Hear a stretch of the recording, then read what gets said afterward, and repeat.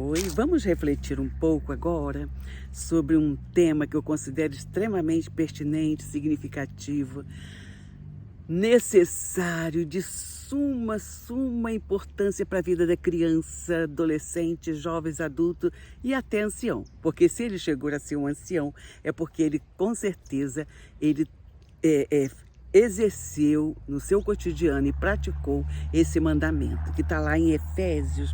Na verdade, o mandamento foi lá no Decálogo, né? Mas em Efésios aqui, Paulo fala assim, olha, Efésios 6. Filhos, obedecei a vossos pais no Senhor, pois isto é justo. Honra teu pai e a tua mãe, que é o primeiro mandamento com promessa, para que te vá bem e sejas de longa vida sobre a terra. Olha só que coisa interessante, né? O Deus fez questão de incluir no Decálogo, né, que são os 10 mandamentos, um que fosse especificamente para que os filhos honrassem pai e mãe. Na minha vida acadêmica, não apenas como professora, mas como aluna também, e mesmo quando eu era criança, adolescente, jovens, né, e agora adulta, e também já fui mãe de crianças, jovens, adolescentes, e agora eles estão adultos, já casados, com filhos. Eu fico pensando como que é importante esse mandamento. Os filhos são heranças do Senhor, como a gente já sabe. Deus simplesmente nos confiou para que nós cuidássemos dele, pai e mãe. Inicialmente, a primeira ordem é dada aos pais, masculino, e depois às mães, né? Sexo feminino. Então, e aí é interessante a gente perceber que o tempo todo, em toda a Bíblia, vai falando sobre isso, sobre a graça, a misericórdia e a bondade de Deus, dos filhos serem de fato obedientes e honrar pai e mãe. Eu acho interessante que uma das queixas maiores que eu tinha quando eu ensinava das estagiárias era assim: ai, professora, tá difícil, porque a sala de aula os meninos não têm limites. As mães não estão pondo limites em casa, como que só a mãe tivesse que colocar. Obviamente que não. É o pai e a mãe, né, que tem que colocar limites. Mas a gente tem percebido que os adolescentes e jovens e crianças, eles já são formados, como eu falei outro dia, a primeira infância da criança ela é fundamental para que a criança, de fato, se torne um adolescente jovem, obediente aos pais, não é? Porque, veja, se a gente não impõe limite quando a criança está sendo formada, como é que a gente vai pôr limites depois? Ora, se o meu filho está no ato de rebeldia e não está exercendo aquilo que a gente tem ensinado, e está confrontando, transgredindo, na verdade, né? Aquilo que a gente tem ensinado, a gente tem que chamá-lo, conversar com ele, mostrar, ler a Bíblia com ele, mostrar para ele da importância de ele exercer e praticar aquilo que nós temos ensinado. É por isso que lá em Provérbios está escrito assim, 4:1, ouvi, filhos, a instrução do teu pai, e estais atento para conhecerdes o entendimento. E fala também que o filho que é educado, o filho que é obediente, ele alegra o coração da mãe. Olha, isso é muito importante para a formação do jovem, do adolescente e do adulto, não é?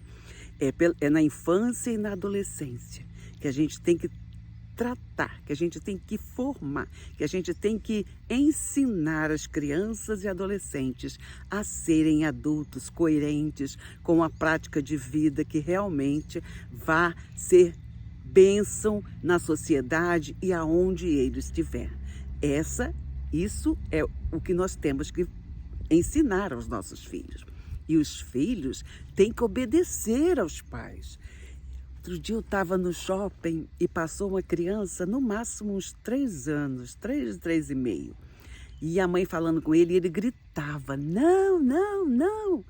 Aí, nossa, mas fez um escândalo. Todo mundo, eu acho que já presenciou uma cena assim, não é verdade? Então, E aí a mãe falava com o menino, filhinho, mamãe te deu isso, mamãe já te deu aquilo. E nada, o menino não parava.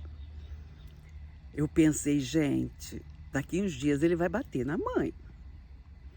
E não pense que eu estou falando absurdo, porque tem filhos que batem na mãe. E as mães inicialmente acham bonitinho. Ai, que gracinha, né? Ah, isso é coisa de criança. Deixa para você ver. Eu, quando trabalhava numa escola, eu não vou citar nem o local, né? Só vou falar quando eu trabalhava como orientadora educacional. Passou o Dia das Mães e no outro dia, na segunda-feira, veio uma mãe conversar comigo. E ela falou assim, Vera, ela estava toda machucada. Sim, rosto, alguns machucados no rosto, no braço. Aí ela caiu em prantos na sala da orientação. Aí eu falei, o que está acontecendo? Aí eu falei, nossa, o que houve com você? Você sofreu alguma coisa, alguma violência? Pensei logo em violência doméstica de marido, né? Mas ela falou assim, não, Vera, eu estou separada do meu marido. Isso aqui foi meu filho que fez isso comigo. Falei, como assim? Ele brigou comigo e de repente ele veio e me atacou literalmente, bateu em mim. Eu falei, você não fez nada? O que eu ia fazer se ele estava me batendo? Gente, eu falei, meu Deus. Eu pensei, eu só não falei para ela, né? Essa mulher tá apanhando e com razão, porque a mãe que deixa um filho bater nela, um menino de 9 anos, que ele estava no terceiro, ia passar para o 4º ano, pro quinto ano, né, 10. Como que deixa a mãe bater, gente? Como é que pode? Aí, né, ia passar pro 4º, na verdade. Então, veja, eu tive que ter uma conversa com ela, mostrar a importância dela dar limites para essa criança, dele não se sentir culpado porque o pai separou-se dele, coisa e tal. E foi uma conversa, não foi só uma, tivemos que chamá-la mais vezes à sala para termos uma conversa e acompanharmos o desenvolvimento dele. Porque o mais importante é que esse menino em sala de aula, ele era primoroso, tanto na questão de notas, como na educação com os colegas, com os professores. Ninguém diria que aquele menino fazia aquilo, por isso que eu tomei um susto quando ela me falou. Mas veja até que ponto que essa mãe permitiu que o filho dela fizesse isso com ela. A mãe certamente não ensinou o que a Bíblia manda, que é os filhos obedecerem aos pais. Minha mãe criou 10 filhos, um até 15 anos porque ele partiu, mas os outros criou todos, até casarem. E veja, minha mãe nunca, eu não lembro de eu ter apanhado da minha mãe. Minha mãe simplesmente nos chamava e a conversa que ela tinha, olho no olho, e quando eu estava vindo para cá hoje com meu irmão, a gente estava conversando no carro, ele falou assim, ela não batia não, né, Vera, mas os beliscões, eu falei, verdade, ela beliscava mesmo, né, mas era uma estratégia que ela tinha, a gente sabia que o beliscão dela doía, então o que eu fazia? Fazia tudo para não ser beliscada, obviamente. Ele, como fez bagunça, recebeu muitos beliscões, né, era uma estratégia que a minha mãe usou, que não era uma mulher que tinha cultura, mas uma mulher muito sábia, graças a Deus, Deus me deu uma mãe muito sábia. E olha, filho e filha que estão ouvindo, presta bem atenção. O primeiro mandamento com promessa significa: honra teu pai e a tua mãe para que te vá bem e sejas de longa vida sobre a terra. Olha que maravilha. Você quer viver muito, tem que ser um filho obediente. Você quer ter uma vida abençoada, uma vida que você realmente possa desabrochar em tudo aquilo que você faz, que tudo aquilo que você fizer, Deus estará abençoando a sua vida? Então seja um filho obediente também. Eu costumo falar que bons filhos, bons maridos. Boas filhas, ótimas esposas. Mas se a moça ou o rapaz não for bom filho, abra o olho, jovem, não case, porque se casar você vai passar pelas mesmas coisas que a mãe e o pai dele estão passando, tá? Não tem exceção não, presta bem atenção. Porque a Bíblia também diz, nesse mesmo capítulo, no verso 4, fala assim: e vós, pais, não provoqueis vossos filhos a ira, mas criai-os na disciplina e na admoestação do Senhor. Ou seja, Os pais não podem provocar o filho à ira. Porque aí é ele que está, o pai ou a mãe que está provocando o filho à ira. Mas é importante que eles, como eles ensinam, eles também vivenciem. Não vem dizer que não tem mãe que algum dia não deu um grito, ou ficou tensa, ou nervosa, liberou tipo a adrenalina que estava toda guardada, né? Isso acontece, mas isso tem que acontecer esporádico e a gente tem que pedir iluminação do Espírito de Deus para não cair no mesmo erro e não fazer as mesmas coisas, porque os filhos estão nos vendo, eles estão nos observando e aquilo que a gente fala, eles observam mais na nossa prática. Então, filho, seja obediente ao seu pai. Se você quiser ser um adulto feliz, abençoado, um ancião sábio, obedeça aos seus pais. É claro que tem as exceções. Tem pessoas que falam assim, ai, mas a minha filha era maravilhosa. A minha mãe mesmo falava, ai, mas João era o melhor. Até o momento que ele partiu, ele era o filho que era mais amoroso.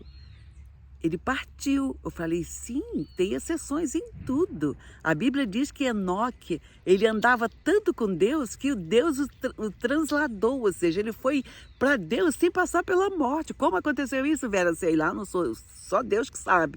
Lá no céu a gente vai entender tudo, mas agora só sei dizer que ele andava muito com Deus. E tem filhos que são extremamente abençoadores, abençoados, alegram os pais. Quantas mães eu ouço que filhos já partiram, que são mulheres e homens de Deus, que são verdadeiras bênçãos. É tipo aquilo que está lá em Hebreus, né? Homens e mulheres do quais o mundo não é digno, né? É exatamente esses filhos. Pois é, mas são mistérios de Deus. Mas o normal seja obediente a seu pai e sua mãe. Se você quiser ter uma vida abençoada, uma vida longa, obedeça a seu pai e a sua mãe. A Deus primeiro e depois a seu pai e a sua mãe. E você será uma pessoa abençoada. E em tudo aquilo que colocar sua mãozinha, Deus prosperará, porque você está agradando o coração de Deus e dos seus pais. Amém? Deus abençoe sua vida, abençoe a nossa família, que a nossa família seja uma família abençoada por Deus em todas as áreas. Abraço grande, bye bye, tchau.